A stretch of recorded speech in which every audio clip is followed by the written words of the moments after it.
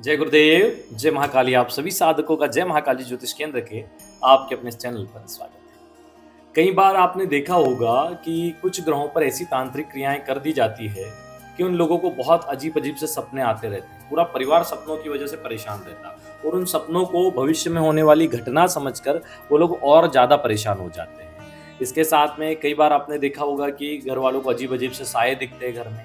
उनको लगता है कि बहुत सारी आत्माएँ उनके घर में घुस रही है, दीवारों से कुछ निकलता हुआ दिखता है और ऐसा बहुत प्रकार से भयग्रस्त हो जाते हैं वो लोग। वास्तविकता में ये क्या होता है? क्या सच में ये सब वही चीज़ें होती है या फिर एक भ्रम होता है? तो देखो 2 चीज़ें होती है। जब तांत्रिक प्रयोग किया जाता है तो सिर्फ भ्रम नहीं होता, भारी नुकसान करता है। लेकिन जब तांत्रिक मायाजाल फैलाया जाता है, यानी भ्रम की स्थिति को निर्मित करना किसी को भयभीत करने के लिए, तब इस प्रकार के क्रियाकलाप मकर तंत्र आदि का प्रयोग करके किए जाते हैं, जिससे पूरा घर भयभीत रहता है। हर किसी के साथ कुछ न कुछ उलूल-जुलूल चीज़ें होती हैं। वो जिस तरह से नज़रबंदी करके लोगों को बेवकूफ़ बनाने का काम करते हैं लोग, उसी प्रकार से तांत्रिक मायाजाल लगाकर लोगों को उलझाने का काम करते हैं, उन्हें परेशान करने का काम करते हैं। बहुत से लोगों को एहसास होता है कि रात में उनके आस-पास कोई है, उनके बिस्तर पर कोई है, लगातार बुरे सपने आते हैं, उन्हें लगता है कि स्वप्न में उनके साथ हरकत हो रही है। ऐसी बहुत सारी चीज़ें होती हैं। उसमें 2 चीज़ें होती हैं, या तो शक्ति भेज के प्रभावित किया गया है या फिर मायाजाल बनाया गया है। दोनों ही तरीकों को काटने के लिए आज एक सावर प्रयोग देंगे, जिसके माध्यम से आप इस प्रकार के किए गए क्रियाकलापों को नष्ट कर सकते हैं, चाहे खुद के ऊपर हो या किसी और के ऊपर। तो अब ये कैसे करना है, इसका विधान समझें। उससे पहले एक चीज़ को समझना बहुत ज़रूरी है। बीज लगाते हैं तो पौधा होता है, वही पेड़ बन के फल और फूल प्रदान करता है। उसी प्रकार कुंडली में अगर छठा भाव पीड़ित है तो ही आपको रोग होगा, आपको कर्ज होगा और आपके शत्रु बढ़ेंगे। कुंडली में कुछ दोष होते हैं जिनकी वजह से तंत्र बाधा होती है, शत्रु बढ़ेंगे तो तंत्र बाधा करेंगे। अगर कुंडली में दोष है, मान लो अमावस्या दोष है, गुरु चांडाल दोष है, चंद्र केतु ग्रहण दोष है, सूर्य राहु ग्रहण दोष है, ऐसी अवस्था है तो आपके शत्रु तंत्र मंत्र से आपको प्रभावित करते हैं। ऐसी परिस्थितियों से निपटने के लिए बार-बार अपना सुरक्षा बनाने के लिए, सुरक्षा कवच बनाने के लिए परेशान होने से अच्छा है सबसे पहले अपनी कुंडली के मूल दोष का निवारण कर लिया जाए, यानी छठे भाव और कुंडली में बन रहे दोषों का निवारण कर दिया जाए तो शत्रु समूल नष्ट होंगे एक ही प्रयोग से। तो उसके लिए अपनी जन्म कुंडली का विश्लेषण करवाएं और ताकि आपको पता चल जाए कि समस्या है क्या और उसका निवारण कैसे करना है। बहुत सी बार लोगों के फोन आते हैं, वो अपनी समस्या में इतने बेजार रहते हैं कि हम उनको जब बोलते हैं ना कि पहले जन्म कुंडली दिखाओ तो उनको लगता है इससे कुछ नहीं होगा। लास्ट में जब उनको समझ में आती है बात कि गुरुजी ने बोला है वो करवा लेते हैं, सब करके थक जाते हैं, फिर वापस बोलते हैं गुरुजी अब यही बचा, यही देखो। ये बचा नहीं है, यही पहला और अंतिम उपाय है, बस तुमने इसको पहले की जगह अंतिम कर दिया। यही अंतिम उपाय है, ये पहला उपाय है जिसको तुम अंतिम कर रहे हो, यही बताएगा कि तुम्हारे जीवन की मूल समस्या क्या है। वो मूल समस्या पता होगी उसका निवारण हो जाएगा। कांटेदार पेड़ है उसको ऊपर से कितना भी काट दो तो फिर बारिश में हरा भरा हो जाएगा। जब तक उसको जड़ से नहीं काटोगे, तो समस्या को जड़ से काटो और उसकी जड़ है तुम्हारी जन्म कुंडली में। वहां पता चलेगा कि उसकी जड़ है कौन सी और उसको कैसे काट करना है। तो इसलिए अपनी जन्म कुंडली का विश्लेषण जरूर करवाना चाहिए, बहुत आवश्यक है। जिन्हें भी जन्म कुंडली का विश्लेषण करवाना हो नीचे नंबर दिया है, उस पर संपर्क कर सकते हैं।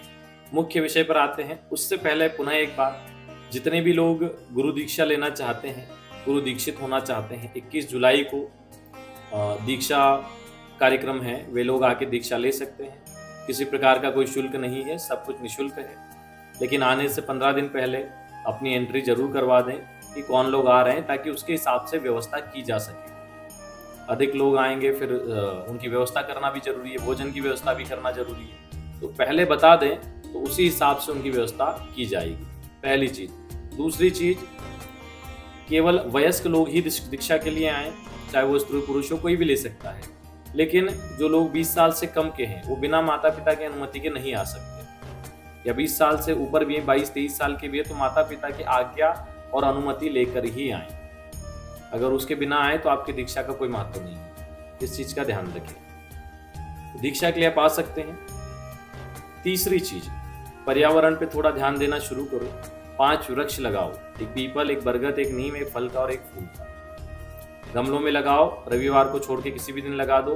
और डेली उनकी सेवा करो। जल चढ़ाओ, अपने पितरों के नाम से लगा दो अगर पितृ दोष है, नहीं तो अपने पूर्व जन्म के पाप ताप दोष निवारण हो उससे वैसा संकल्प लेके लगा दो, या फिर धन समृद्धि से युक्त और जन जन्मांतर की दरिद्रता दूर हो इसलिए मैं ये 5 वृक्ष रोपण कर रहा हूँ, इनकी सेवा करूंगा, ऐसा बोल के जल छोड़ दो। साल भर इनकी सेवा करूंगा, 2 साल सेवा करूंगा, जो भी बोलना है, और उनको करो। जब वो 4.5-5 फीट के हो जाए तो उनको मंदिर में लगाओ और पुनः दूसरे पौधे लगा दो। जब भी जाना हो हफ्ते में 1 आध बार उनको पानी दे देना, गर्मी में ही देना पड़ेगा, हफ्तों में 2 बार, बाकी तो अपने आप फिर चली जाएंगे। तो इस प्रकार आपके कई सारे कुंडली के दोष वगैरह नष्ट होंगे, पुण्यों में वृद्धि होगी, बहुत सारे अनगिनत लाभ हैं। तो वृक्षारोपण पे ध्यान दें। चलिए अब आ जाते हैं मुख्य विषय पर। इसलिए ये सब इतनी बातें बताना जरूरी थी क्योंकि विषय बहुत छोटा है, ठीक है, प्रभाव बहुत है लेकिन विषय छोटा है। सबसे पहले इसका मंत्र नोट कर लो, फिर इसका विधान दे देते हैं।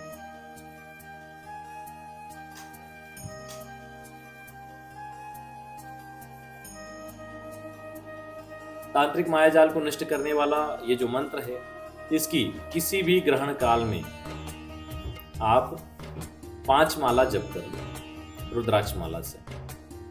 घी का दीपक लगाकर उत्तरमुखी होकर बैठ जाए, किसी प्रकार के वस्त्र धारण कर सकते हैं, किसी कलर के धोती कुर्ता पहन सकते हैं, या नवरात्र में प्रतिदिन 5 माला करके 9 दिन कर लो तो ये और भी प्रभावी हो जाता है।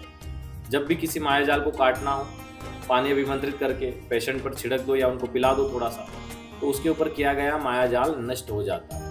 घर के अंदर छिड़क दो, घर के बाहर से भी छिड़क दो, तो अंदर और बाहर से और ऊपर से किया हुआ तांत्रिक मायाजाल क्रियाकलाप नष्ट हो जाता है।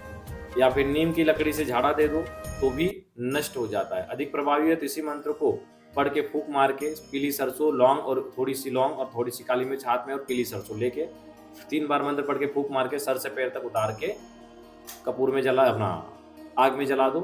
7 बार पढ़ के सर के ऊपर घुमा के आग में जला दो। 3 बार पढ़ के सर से पैर तक, 7 बार पढ़ के सर के ऊपर, और 7 बार ही घुमाना है और जला देना है अग्नि में। तो उसी समय वो क्रियाकलाप और उनके द्वारा की गई माया नष्ट हो जाती है। साबर मंत्र है, वैसे भी स्वयं सिद्ध है, लेकिन आपके करने से इसकी ऊर्जा बढ़ेगी जिससे आपको और ज्यादा लाभ हो। चलिए आज के लिए इतना ही। जय गुरुदेव, जय महाकाली।